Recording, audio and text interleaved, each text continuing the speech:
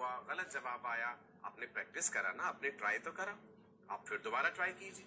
आप अपने मेंटर्स के कांस्टेंट संपर्क में हैं। They are working round the clock to guide you, to help you, to achieve you what you want, right? तो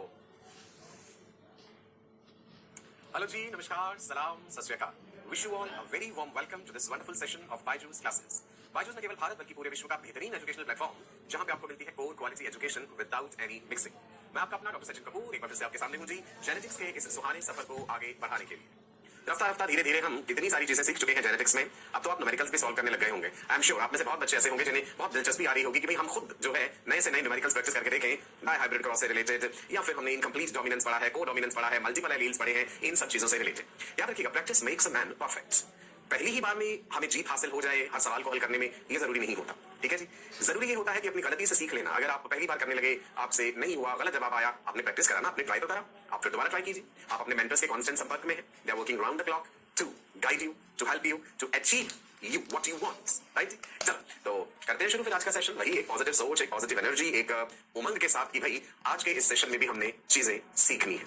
किसी से कुछ सीखने के लिए विनम्र होना पड़ता है, सहनशीलता भी होनी चाहिए आप में, है ना? सो एफर्ट भी अपने लेवल पे करने पड़ते हैं, है ना? बढ़िया, आगे फिर कागज कलम तैयार है, कॉपी पेन, ताकि नोट भी कर लेंगे चीजें साथ साथ। ठीक है जी, आज का हमारा लेक्चर शुरू होगा इस टॉपिक के साथ, दैट इज प्लियोट्रोपिज्म। ठीक है, पी और एल जो है, पी और एल एक साथ आ रहे हैं, सो इट इज प्लियोट्रोपिज्म। आपको याद होगा हमने मल्टीपल एलील्स का जिक्र करा था, पॉलीजेनिक इनहेरिटेंस पढ़ा था। यू रिमेंबर पॉलीजेनिक इनहेरिटेंस, जिसे हमने क्वांटिटेटिव इनहेरिटेंस भी कहा था। स्किन कलर जिसका एग्जांपल लिया था, when many genes control the phenotypic expression for a particular character. Skin colour में हमने 3 जीन्स पढ़े थे, capital A, capital B, capital C. फिर हमने देखा था कि भाई कितने तरह के स्किन कलर्स हो सकते हैं, उन्हें एक मेट्रिक स्केल पे, एक क्वांटिटेटिव स्केल पे नापा जा सकता है। तो वो था polygenic inheritance, many genes and then one phenotypic character. अब कहानी को थोड़ा सा बदलते हैं और प्लियोट्रोपिज्म क्या होता है देखिए।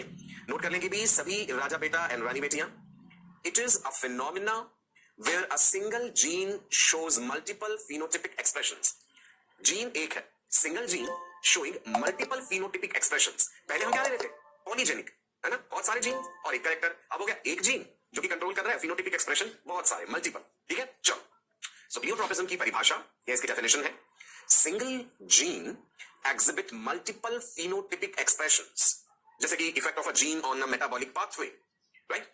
And that is going to contribute to different phenotypes. अब एक उदाहरण के साथ समझेंगे तो आपको बड़े अच्छे से समझ आ जाएगा। फिलहाल आप डेफिनेशन याद रखिए, single gene controlling multiple phenotypic expressions. Examples in humans अगर हम बात करें, दिस इज इंपॉर्टेंट। सब बच्चे नोट करेंगे, सभी स्टूडेंट्स। प्लियोट्रोपी की एग्जांपल्स ह्यूमंस में क्या क्या है? Number 1, sickle cell anaemia.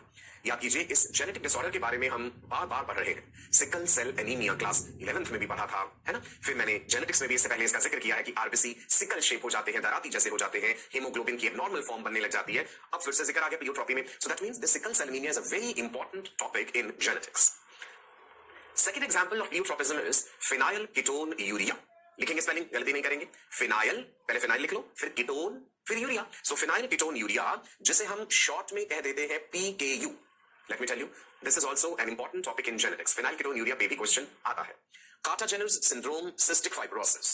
Spelling लिख लीजिएगा, स्पेलिंग मत गलत कीजिएगा, ठीक है? डॉक्टर बनना है आपने, भाई गलती की कोई संभावना नहीं होनी चाहिए कहीं भी। सो जो आप भविष्य में बनना चाहते हैं ना, वैसा एटीट्यूड शुरू से ही लाना चाहिए अपने आप में, खुद में। आपको मेडिकल की तैयारी करते हुए इतना समय हो गया है, सो आपकी सोच में, आपके बिहेवियर में वो सब चीजें आ जानी चाहिए जैसा आप भविष्य में जाके अपने आप को देखते हैं। ओके, चल तो वन बाय वन डिस्कस करते हैं प्लियोट्रोपी इन ह्यूमंस में examples. Number 1 sickle cell anaemia, number 2 is phenylketonuria, number 3 is Kartagener's syndrome and number 4 is cystic fibrosis. शुरू करते हैं सिकल सेल एनीमिया से। यहां पे क्या है? प्लियोट्रोपिज्म, यानी single gene exhibit multiple phenotypic expressions. कैसे? देखते हैं जी। जो जीन रिस्पॉन्सिबल है इसके लिए, that alters the type of hemoglobin, अगर उस जीन में गड़बड़ आती है तो हीमोग्लोबिन की टाइप तो बदलती ही बदलती है, साथ के साथ एक चीज और हो रही है, it also changes the form of RBCs या फिर शेप ऑफ आरबीसीज। आपको याद होगा आरबीसीज की शेप जो है, राइट, जब वो एबनॉर्मल हो जाएगी तो कैसी हो जाती है जी? Sickle shape. नॉर्मल आरबीसीज आपने देखे ना, ऐसे बाइकॉनकेव शेप है भाई, जिसके कारण सरफेस एरिया ज्यादा है। ये बीच में क्या है? हीमोग्लोबिन है, न्यूक्लियस मत समझना, ये नॉर्मल आरबीसी है। और सिकल शेप्ड आरबीसी कैसे हो जाते हैं? कुछ इस तरह से, ऐसे दराती जैसे, घास काटने वाली जो दराती थी। सिकल सेल एनीमिया में हो क्या रहा है? म्यूटेशन है, आगे जाके म्यूटेशन में पढ़ेंगे। ग्लूटामिक एसिड एक अमीनो एसिड है, it is replaced by valine amino acid. लिख ले, याद भी हो जाएगा आपको। चलो जी लिखते हैं, सब लोग लिखेंगे, वैसे हमने आगे भी पढ़ना है। ग्लूटामिक एसिड इज रिप्लेस्ड, सुंदर सुंदर राइटिंग में लिखिएगा, by valine amino acid. Valine लिख देता simply. Glutamic acid is replaced by valine. कहां पे? At position 6 in the beta chain of hemoglobin. कहां पे हो रहा है? ये abnormality हो रही है at position number 6 in beta chain of haemoglobin. Haemoglobin में alpha chains and beta chains होती हैं. जिन लोगों को सिकल सेल एनीमिया होता है, यानी कि जेनेटिक डिसऑर्डर होता है, उनमें जेनेटिक्स के लेवल पे गड़बड़ कहां हुई है कि ग्लूटामिक एसिड की जगह वैलिन अमीनो एसिड आ जाता है position number 6 of the beta chain of haemoglobin में, जिसके कारण हेमोग्लोबिन एबनॉर्मल हो जाता है. ठीक है, such an haemoglobin is called abnormal haemoglobin. ऐसे करके लिख देते हैं ना, HbS भी लिख देते हैं. Abnormal haemoglobin, sickle cell haemoglobin, ये क्रिस्टल्स बना देता है. जिन आरबीसीज के अंदर ऐसा एबनॉर्मल हेमोग्लोबिन होगा, उनकी शेप बदल जाती है. उनकी शेप जो है, शेप becomes like सिकल, दराती, घास काटने वाली वो जो औजार है सिकल. ऐसे आरबीसीज इफेक्टिवली ऑक्सीजन कैरी नहीं कर सकते. ऐसे आरबीसीज ब्लड कैपिलरीज को ब्लॉक कर देते हैं, क्लॉग कर देते हैं. टिश्यूज तक ऑक्सीजन नहीं पहुंच पाएगी क्योंकि ब्लड कैपिलरीज में ब्लॉकेज आ गया. टिश्यूज में हाइपोक्सिया होने लगेगा. मल्टीपल तरह की प्रॉब्लम्स हो जाएंगी शरीर में. ठीक है, सिकल शेप्ड आरबीसीज का लाइफ स्पैन कितना है? 20 डेज. नॉर्मल आरबीसीज का 120 डेज. ठीक है, सिकल सेल एनीमिया में ये भी बताया था कि हेट्रोजाइगोट्स जो होते हैं, individuals who are heterozygotes for sickle cell anaemia, उनमें मलेरियल पैरासाइट प्लाज्मोडियम अपना लाइफ साइकिल सक्सेसफुली कंप्लीट नहीं कर पाता. तो ऐसे लोग मलेरिया के लिए रेजिस्टेंट है, या तो उन्हें मलेरिया होता ही नहीं है, या फिर इतना सीवियर नहीं होगा कि मलेरिया से उनकी मृत्यु हो जाए. राइट जी, चलो. सो हम बात कर रहे थे यहाँ पे प्लियोट्रॉपी की. तो सिकल सेल एनीमिया प्लियोट्रॉपी की किस तरह से उदाहरण है? वो इस तरह से है कि एक जीन में गड़बड़ हो जाने से दो प्रभाव नजर आए हमें. दो कौन कौन से? हेमोग्लोबिन नॉर्मल हुआ, आरबीसी की शेप भी बदल गई. तो हुआ नहीं प्लियोट्रॉपिज्म? क्लियर, एकदम क्रिस्टल क्लियर. चलो अगली एग्जांपल देखते हैं जिसका नाम हमने लिया था फिनाइल कीटोन यूरिया. बड़े ध्यान से समझने वाली चीज है. This is very important. ये भी जेनेटिक्स में एक इंपॉर्टेंट टॉपिक है. नीट में क्वेश्चन पूछे जाते हैं. फिनाइल कीटोन यूरिया, यहां पे क्या हो रहा है भाई? Phenyl alanine amino acid involve है कहीं ना कहीं. एक मेटाबॉलिक पाथवे हमें समझना होगा जिसमें एक एंजाइम बड़ा इंपॉर्टेंट है. इस एंजाइम का नाम लिखो, एक बार, दो बार, तीन बार लिखो, लिख के याद करो. Phenyl alanine hydroxylase. Phenyl alanine एक अमीनो एसिड है, ये तो हमने पढ़ा था जब हमने क्लास 11 में बायोमोलिक्यूल्स पढ़ा था. So phenylalanine which is an amino acid, इसी के नाम से एंजाइम का नाम है phenylalanine hydroxylase. Now phenylketonuria जिन इंडिविजुअल्स को है, ये एक ऑटोसोमल रिसेसिव मेटाबॉलिक डिसऑर्डर है. आगे हम ह्यूमन जेनेटिक डिसऑर्डर्स पढ़ेंगे, उसमें रिसेसिव डिसऑर्डर्स का जिक्र करेंगे. ऑटोसोम्स से रिलेटेड मतलब सेक्स क्रोमोसोम से इसका कोई लेना देना नहीं.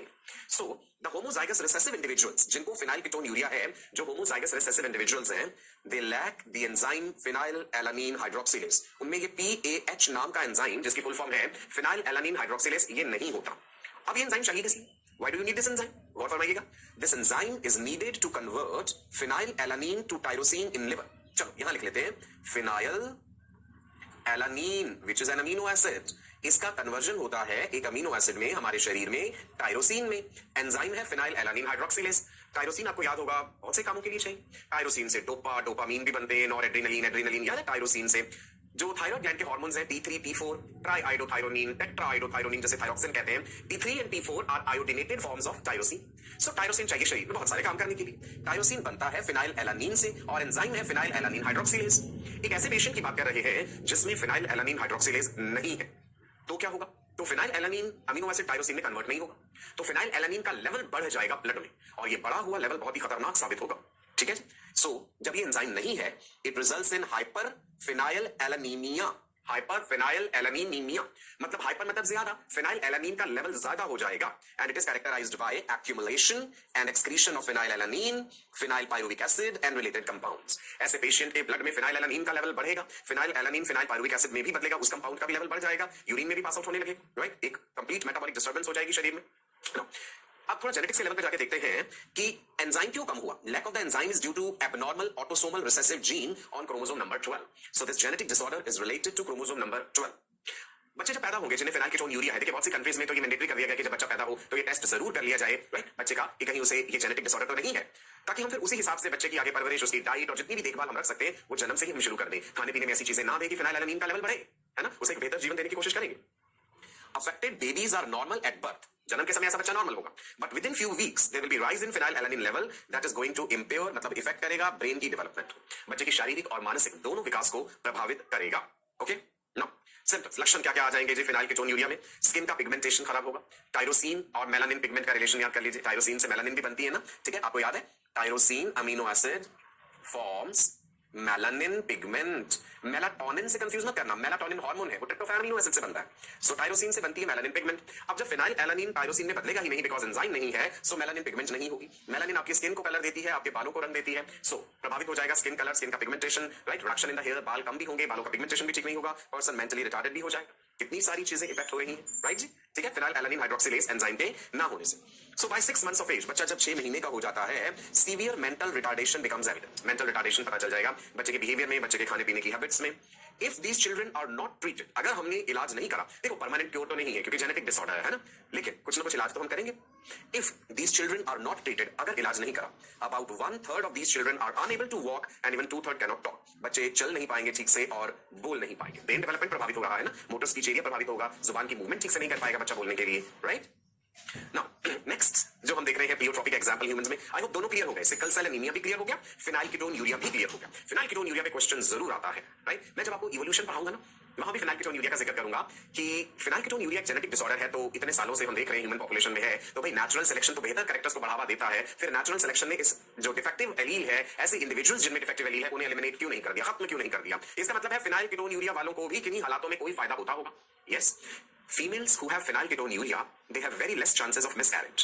प्रेगनेंसी के टाइम पे कुछ फंजाई ऐसे हैं जो वेजाइना में इन्फेक्शन कर देते हैं। वेजाइनल इन्फेक्शन जब होता है उन फंजाई के द्वारा, तो कुछ टॉक्सिन्स वो फंजाई सिक्रीट करते हैं जो मिसकैरेज कर देते हैं। अगर फिनाइलएलानिन का लेवल हाई है ब्लड में, that neutralises the harmful effects of those fungi which cause vaginal infections during pregnancy, और जिसके कारण मिसकैरेज हो सकता है। तो जब फिनाइलकेटोनुरिया होगा एक जेनेटिक डिसऑर्डर, ऐसी फीमेल्स में मिसकैरेज के चांसेस बहुत कम होते हैं। तो आपने देखा individuals with genetic disorders also have some benefit. कुछ जेनेटिक डिसऑर्डर्स के बेनिफिट्स हम स्टडी कर पाए अभी तक, और कुछ के बारे में हमें नहीं पता। आगे जाके आप जब एक बेहतरीन डॉक्टर बनेंगे, एक साइंटिस्ट बनेंगे, तो बहुत सारी चीजों की खोज आप भी करेंगे। ओके, चलो नेक्स्ट बताता हूं, Kartagener's syndrome. Kartagener's syndrome, right. Syndrome का मतलब होता है ग्रुप ऑफ सिम्टम्स एक साथ जब नजर आ रहे हैं। ये क्या है जी? It is an abnormal condition inherited as an autosomal recessive trait. ये भी ऑटोसोमल रिसेसिव है, इससे पहले भी पढ़ा था, वो भी ऑटोसोमल रिसेसिव पढ़ा है हमने। It is characterised by situs inversus. ये टर्म आपके लिए नहीं आई है, न्यू टर्म है, मैं लिख देता हूं, ठीक है। बायोलॉजी में, मेडिकल साइंस में नई टर्म्स भी तो हमें सीखनी है। सो कार्टाजेनर सिंड्रोम का लक्षण क्या है? Sites inversus. अब इनवर्सस वर्ड से आपको कुछ अंदाजा लग रहा होगा कि उल्टा हो जाना, इन्वर्ट हो जाना। There is lateral disposition of viscera. Visceral organs disposition होते हैं कि हार्ट इधर होना चाहिए तो हार्ट इधर हो जाएगा, है ना। कई सारे ऑर्गन्स का लेटरल डिस्पोजिशन हो जाता है, सच एज हार्ट और the liver. There are abnormalities in protein structure of cilia and chronic bronchiectasis and sinusitis। मतलब रेस्पिरेटरी सिस्टम से रिलेटेड डिसऑर्डर हो जाएंगे, सीलिया का स्ट्रक्चर प्रभावित होगा। कार्टाजेनर सिंड्रोम के लक्षणों में पहली मेन बात है साइटस इनवर्सस। देखो साइटस इनवर्सस लिखा है, यहाँ पे हार्ट दिखाया बच्चे का नॉर्मल पोजीशन में, heart is in the centre of the chest cavity and slightly tilted towards left. लेकिन कई केसेस में डेक्स्ट्रोकार्डिया भी हो जाता है कि राइट की तरफ टिल्टेड है। तो इस कार्टाजेनर का सिंड्रोम का एक लक्षण है डेक्स्ट्रोकार्डिया। डेक्स्ट्रोकार्डिया मतलब heart is slightly tilted towards right. Normally हल्का सा लेफ्ट की तरफ टिल्टेड है, डेक्स्ट्रोकार्डिया में हल्का सा राइट की तरफ टिल्टेड है, ठीक है जी। सीलिया का स्ट्रक्चर प्रभावित हो जाता है, सीलिया का स्ट्रक्चर इफेक्ट होगा तो रेस्पिरेटरी ट्रैक्ट से रिलेटेड प्रॉब्लम आएगी। हमने पढ़ा रेस्पिरेटरी ट्रैक्ट में सीलिया प्रेजेंट है, सीलिया ऐसे मूव करता है कि डस्ट पार्टिकल्स म्यूकस को बाहर की तरफ फेंकता है ना। इन इंडिविजुअल्स में मतलब the patients are lacking dynein protein in all their ciliated and flagellated cells. शरीर में जहां जहां सिलिएटेड सेल्स हैं और जहां जहां फ्लैजेलेटेड सेल्स हैं। चलो अब बताओ कौन सा सेल ह्यूमन बॉडी में ऐसा है जिसमें फ्लैजेला है? सीलिया तो पता है भाई, रेस्पिरेटरी ट्रैक्ट में, फैलोपियन ट्यूब में सीलिया प्रेजेंट है। नाउ टेल मी फ्लैजेला कहां प्रेजेंट है? बहुत से बच्चों ने सही गेस कर लिया, it is the sperm cell. Spermatozoa has flagella.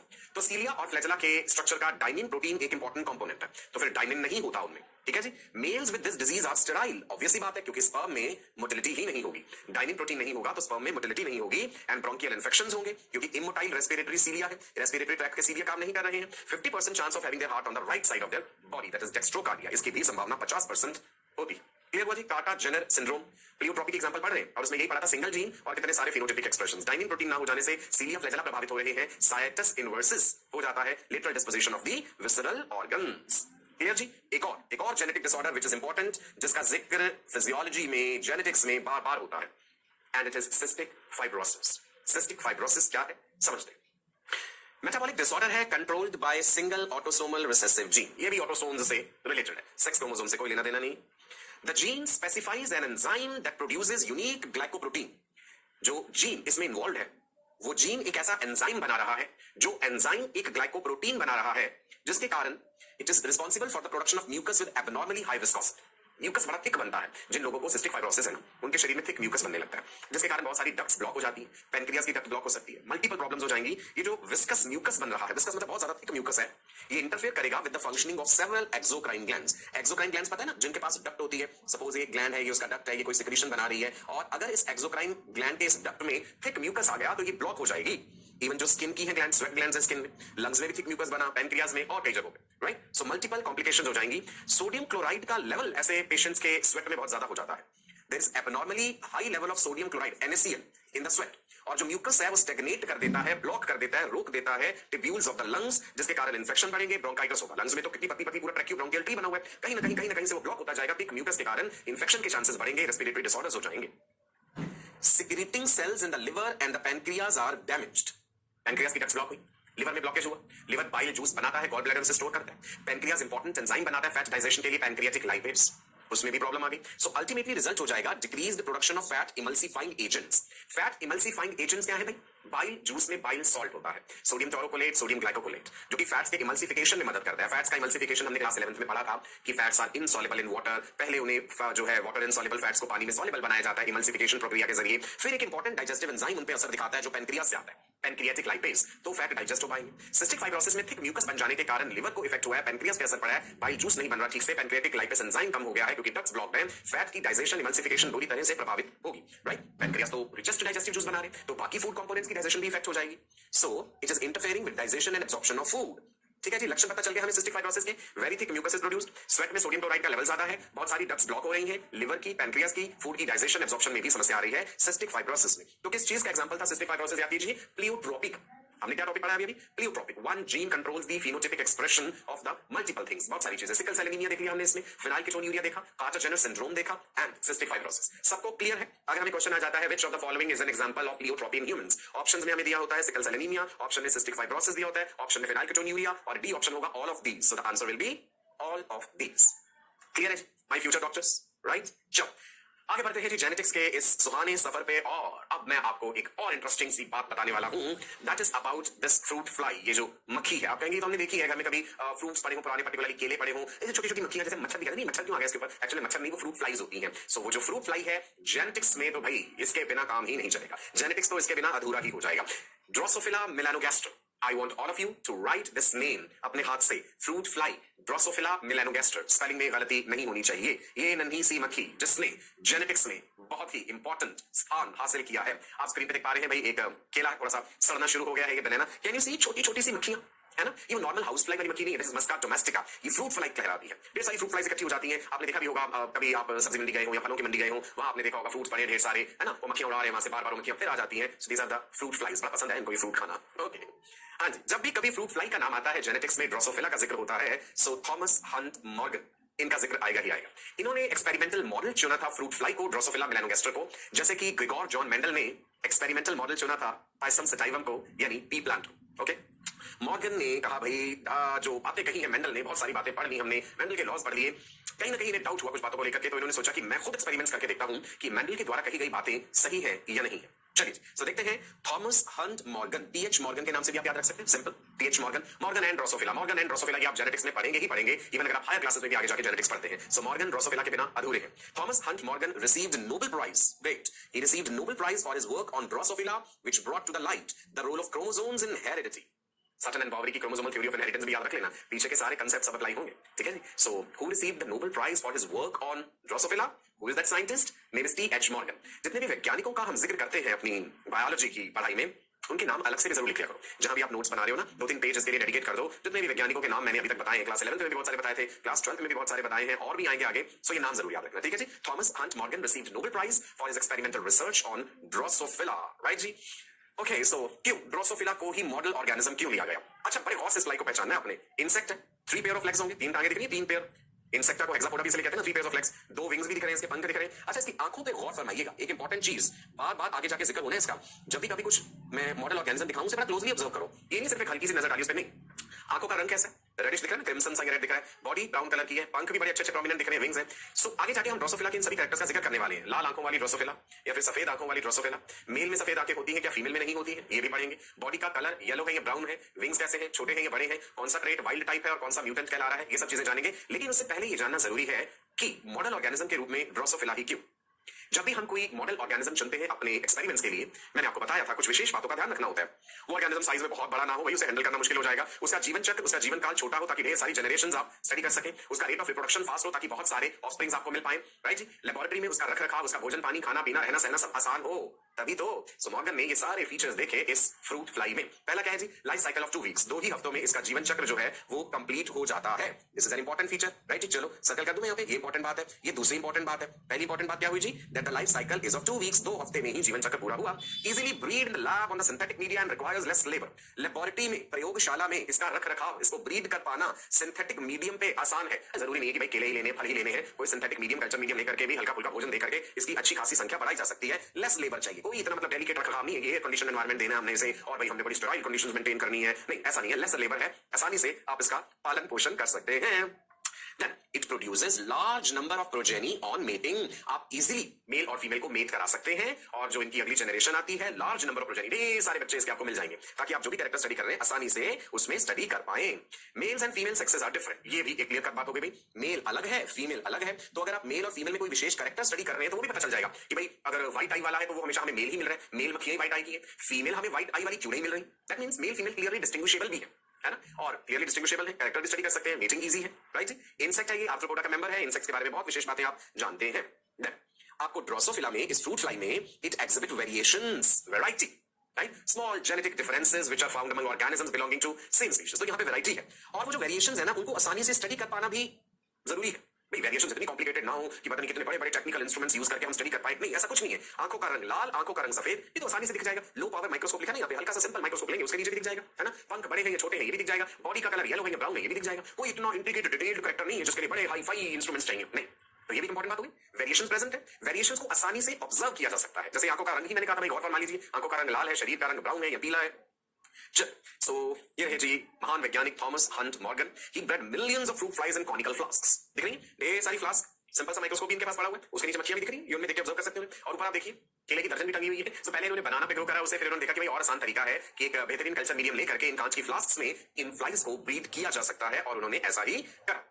अब जब उन्होंने फ्लाइज को ब्रीड करा, ढेर सारी फ्लाइज मिल गई फ्रूट फ्लाई, तो माइक्रोस्कोप के नीचे गौर से भी देखा, right, simple microscope, low power microscope, ये भी आंखें उनकी तरफ गौर से देख लीजिएगा ना, मक्खियों की आईज जब देखी तो most of the drosophila they had red eyes, लाल रंग की आंखें, ठीक है जी, ज्यादातर में लाल है, कुछ एक ऐसी भी मिली होंगी जिनकी सफेद है, देख रहे हो भी। After several generations of fruit flies, he started observing a strange batch of Drosophila. कई जनरेशन देखी, राइट। एक जनरेशन आई, उसे ब्रीड कराया, अगली जनरेशन उसे ब्रीड कराया, अगली जनरेशन, फिर एक जनरेशन में आकर के उन्हें कुछ अनोखा दिखा। क्या था जी वो अनोखा जो उन्हें दिखा, देखिए जी, ये है हमारी पेरेंटल जनरेशन। अब बेसिक जो मेंडल वाले क्रॉस हैं वो सिद्धांत है वो याद रखने भैया, F1 generation, F2 generation, parental generation, F1 का फुल फॉर्म पता है ना, फर्स्ट फीमेल जनरेशन। ये है जी male fruit fly, male Drosophila melanogaster.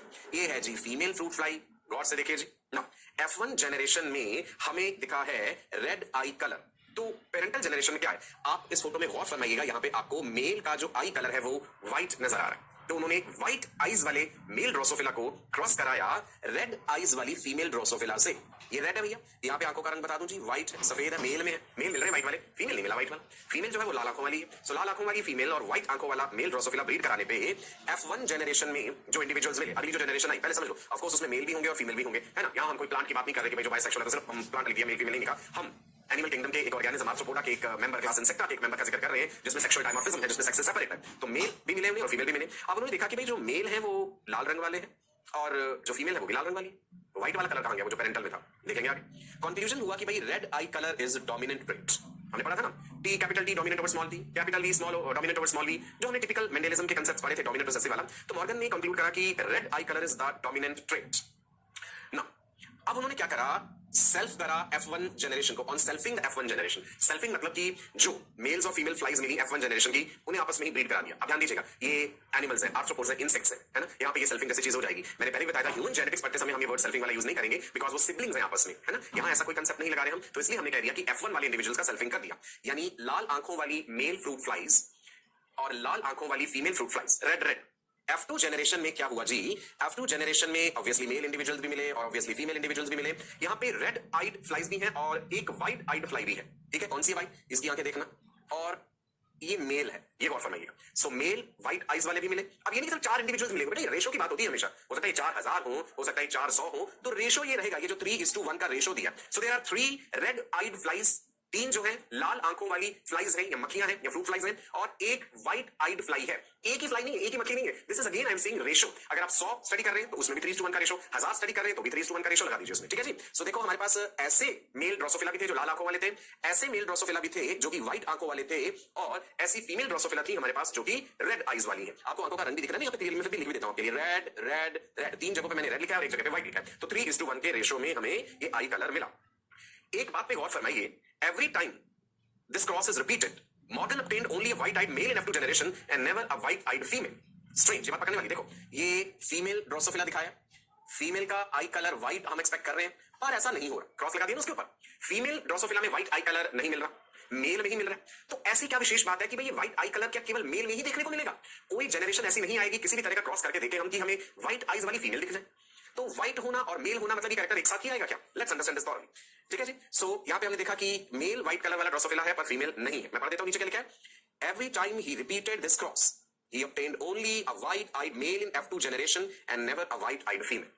अब और ज्यादा गहराई से सोचने की बात है, this unique white-eyed male prompted him to conclude, और फरमाइएगा, unique white-eyed male individuals prompted him to conclude, उन्होंने ये नतीजा निकाला इस बात का, that the gene for the eye color was located on X chromosome, right? अब गौर फरमाइएगा, ड्रोसोफिला के क्रोमोसोम्स तक पहुंचना पड़ेगा हमें।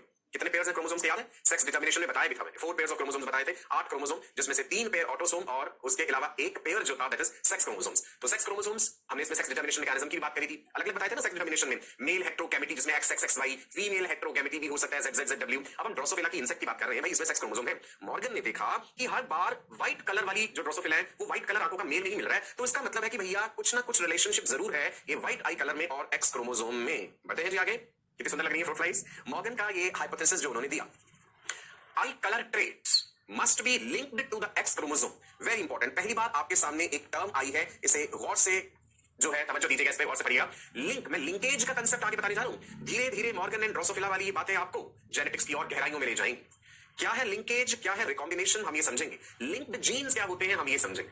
Gene is a segment of DNA, इतना तो याद है भैया। पर्टिकुलर सीक्वेंस ऑफ न्यूक्लियोटाइड आपको याद है। देखिए जी, मैं फिर से पढ़ रहा हूं। पहले तो फ्लाइज मुझे बड़ी ही खूबसूरत लग रही हैं, बहुत ही बेहतरीन तरीके से बनाई है। आंखों का रंग देखिए कितना बढ़िया है, और बॉडी कलर पे भी गौर फरमाइए, एक को येलो दिखाया है, एक को ब्राउन दिखाया है। ब्राउन के साथ हमने लाल आंखें दिखाई हैं और येलो के साथ हमने व्हाइट आंखें दिखाई हैं। इसका भी कोई वजह है, इसके पीछे भी एक कारण है जो हम अभी आगे देखेंगे। आई colour trait must be linked to the X chromosome, hence it must be sex linked। चलिए जी, एक नई बात से हम फेमिलियर हुए कि आंखों का रंग क्या सेक्स लिंक्ड है, समझेंगे इसे डिटेल में। अभी ये तो उन्होंने हाइपोथेसिस दी, आपने ऑब्जर्वेशन किया था। पहले आप किसी चीज को ऑब्जर्व करते हैं, फिर मंथन करते हैं मन में, फिर आप अपनी एक सोच रखते हैं कि भाई इस कारण से तो नहीं हो रहा, उसे प्रूव करने के लिए और ज्यादा एक्सपेरिमेंट्स करने पड़ेंगे, ठीक है। ड्रोसोफिला के कैरियोटाइप पे चलते हैं। कैरियोटाइप तो आपको याद है ना, क्रोमोसोम्स का जो पर्टिकुलर अरेंजमेंट है। सो ड्रोसोफिला कैरियोटाइप, ये हम क्रोमोसोम्स तक पहुंच गए, रंग बिरंगे क्रोमोसोम्स हमने दिखाए आपको। सो ड्रोसोफिला में आप देखेंगे there are 3 sets of autosomal chromosomes and there is 1 set of sex chromosome. तो टोटल, जब हमने सेट कहा, सेट मतलब पेयर, एक जोड़ा सेक्स क्रोमोसोम है, 3 जोड़े 3 पेयर ऑटोसोम्स है, तो 3 पेयर प्लस 1 पेयर मतलब 4 पेयर्स ऑफ क्रोमोसोम्स है। पेयर्स कह दिया तो टोटल 8 क्रोमोसोम है। क्रोमोसोम नंबर भी कम है तो स्टडी करना आसान है ना। सुनिएगा, genes present on the sex chromosome are sex linked genes. एक नई टर्म हमारे सामने आई, क्या है जी वो नई टर्म, गौर फरमाते हैं। Genes present on the sex chromosome are sex linked genes, right. आगे और डिटेल्स में पढ़ेंगे ह्यूमन जेनेटिक्स में, सेक्स लिंक्ड ट्रेट्स क्या है, सेक्स लिमिटेड ट्रेट्स क्या है, सब चीजें आएंगी। टर्मिनोलॉजी से जैसे जैसे आप एक्वेंट हो रहे हैं उसको याद रखने की कोशिश कीजिए। यहां पे हमने देखा एक्स क्रोमोसोम पर या सेक्स क्रोमोसोम की बात करें, उसके ऊपर जो जीन्स प्रेजेंट है उन्हें सेक्स लिंक्ड जीन्स कहा जाता है। And the traits they are coding, they are called sex linked traits, ठीक है जी। जो एक पर्टिकुलर सेक्स में एक पर्टिकुलर जेंडर में देखने को मिल रही है वो सेक्स लिंक्ड ट्रेट्स कहला रहे हैं। टर्मिनोलॉजी ध्यान रखनी है। ड्रोसोफिला की एक बेसिक सी वैरायटी का जिक्र करते हैं भाई, ठीक है। किस चीज का? Drosophila variety. गौर से देखेंगे दोनों ड्रोसोफिला को, एक मुझे सफेद आंखों वाली दिख रही है, एक लाल आंखों वाली दिख रही है। सो जो सफेद आंखों वाली है, जो सफेद आंखों वाली है वो बड़ी खास है, बड़ी स्पेशल है, कम मात्रा में मिल रही है भैया, कम संख्या है उसकी, स्पेशल है, राइट। और दूसरी वाली जो लाल आंखों वाली, अच्छा भाई तुम तो नॉर्मल हो, तुम तो बहुत ज्यादा हो, तुम तो नॉर्मल हो, हर जगह प्रेजेंट हो भाई। सो हमने नॉर्मल कह दी, समझाने का तरीका आपको बताऊं ताकि आप ध्यान रख पाए कि नॉर्मल रेड आइड जो है उसको कहना है वाइल्ड टाइप, और जो व्हाइट वाली है वो म्यूटेंट है, म्यूटेंट टाइप, वो स्पेशल है। म्यूटेंट अलग, डिफरेंट, स्पेशल, ऐसे याद रख लो। नॉर्मल, वाइल्ड, जंगली, ज्यादातर वही है, इज इट क्लियर जी। सो रेड आई कलर जो है that is wild type, this is important. ये जो टर्म्स हैं ये बहुत इंपॉर्टेंट है, बार-बार यूज होंगी आगे, ठीक है। मैं आपसे पूछ सकता हूं म्यूटेंट आई कलर कौन सा ड्रोसोफिला में, आप कहेंगे सर व्हाइट, क्या ये स्पेशल है, ये वाइल्ड है? नहीं, ये स्पेशल है, राइट जी। वाइल्ड वैरायटी कौन सी है आई कलर के हिसाब से? आप कहेंगे जी रेड आई कलर वाले जो है वो वाइल्ड है, इज इट क्लियर जी। Terminology, once again biology is about terminology. Wild type and mutant type, दो टर्म्स हमारे सामने आई।